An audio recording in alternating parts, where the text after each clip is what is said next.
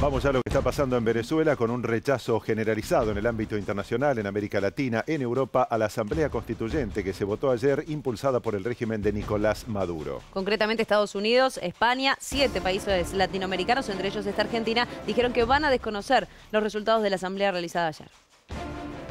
Desde Washington, la vocera del Departamento de Estado, Heather Nauert, adelantó a través de un comunicado oficial que el gobierno de Donald Trump adoptará medidas energéticas y expeditivas contra los artífices del autoritarismo en Venezuela. La Unión Europea también se unió a las condenas al señalar su preocupación por el destino de la democracia en el país caribeño. A constituent assembly elected under doubtful and often violent circumstances cannot be part of the solution. It has increased division and will further delegitimize Venezuela's democratically elected institutions. Este lunes el canciller Jorge Fourier sostuvo que el Mercosur no está lejos de aplicar la cláusula democrática a Venezuela y que Brasil podría convocar a los socios para analizar el escenario luego que Maduro desoyera los pedidos del bloque para abrirse al diálogo. En Caracas, en tanto, el presidente de la Asamblea Nacional, Julio Borges, aseguró que no entregará la sede de la institución a la constituyente y alertó sobre un futuro escenario de violencia. Al gobierno lo único que le queda es el miedo. El gobierno todo el día lo único que hace es amenazar y meter miedo porque es lo único que lo sostiene. Es un gobierno tan absolutamente débil que lo único que le queda es la fuerza bruta. Un gobierno que lo único que le queda es la amenaza, el miedo y la fuerza bruta es un gobierno que no tiene ya ningún tipo de gobernabilidad. Por su parte, la fiscal general Luisa Ortega, cuyo cargo peligra tras la elección del domingo, llamó a desconocer el proceso. Me dirijo al país por imperativo categórico y por mandato de la Constitución y de las leyes, para desconocer, oigan bien, desconocer el origen, proceso y presunto resultado de la inmoral constituyente presidencial.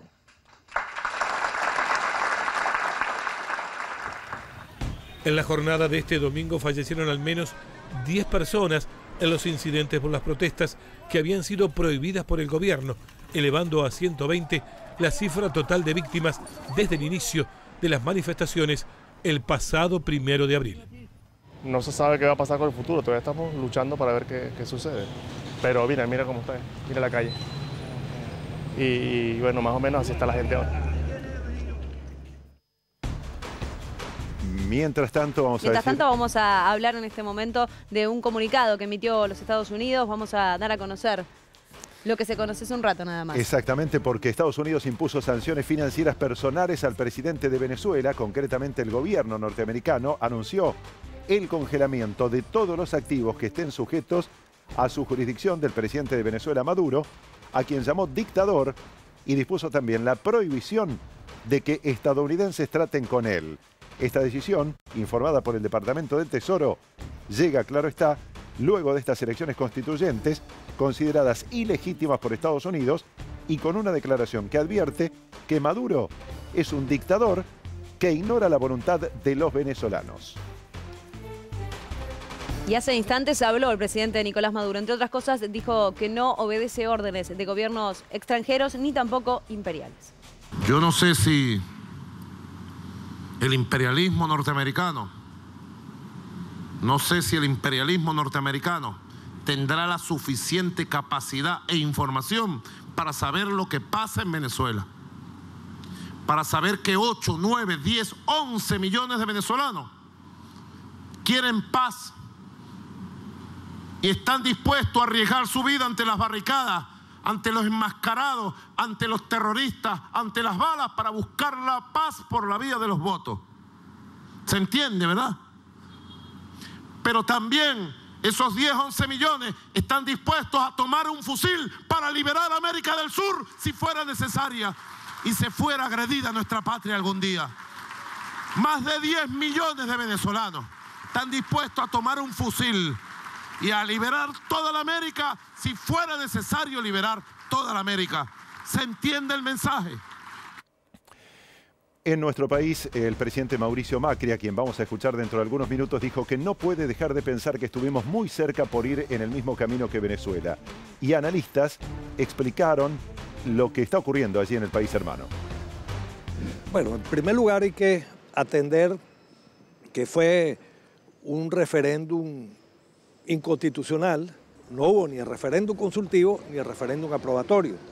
Estaban convocadas para finales del año pasado una elección de gobernadores, pero se corre el terrible peligro de que no se hagan tampoco elecciones a gobernadores, porque llega la Asamblea Nacional Constituyente que se instala este miércoles y va a tener un poder supraconstitucional. O sea, ella va a poder hacer lo que quiera, entre otras cosas, suspender esas elecciones y suspender lo que estaba previsto también para el año próximo, que son las elecciones presidenciales. De modo pues que ese es otro de los elementos que todas las democracias republicanas del continente deben atender, porque se trata de un procedimiento que se inicia a través de los elementos del sufragio democrático, pero con el propósito de socavar la propia democracia y crear una neodictadura, que es lo que se está haciendo en Venezuela. Bueno, creo que fue importante que hubiera elecciones, que se dieran en un marco que desgraciadamente no fue todo lo pacífico que hubiera sido de desear.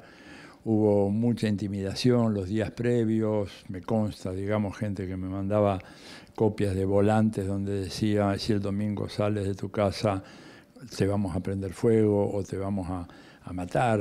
Yo me sorprendí, yo no esperaba que saliera 8 millones de personas un poquito más a votar. Es un 42% de la población del censo electoral. Venezuela ha hecho en estos 18 años, 19 años, 21 elecciones.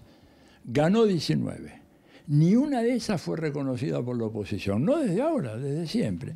Perdió 2. Y el gobierno bolivariano, que se dicen que es una dictadura, reconoció de inmediato las 2 elecciones que perdió. Y además, lo absurdo de todo esto, yo no entiendo por qué la oposición no participó, porque ellos dicen que son mayoría. Decían que son el 80% de la población del país. ¿Por qué no fueron a votar? Hubieran ganado las elecciones. Yo creo que no fueron porque no son eso, son mucho menos.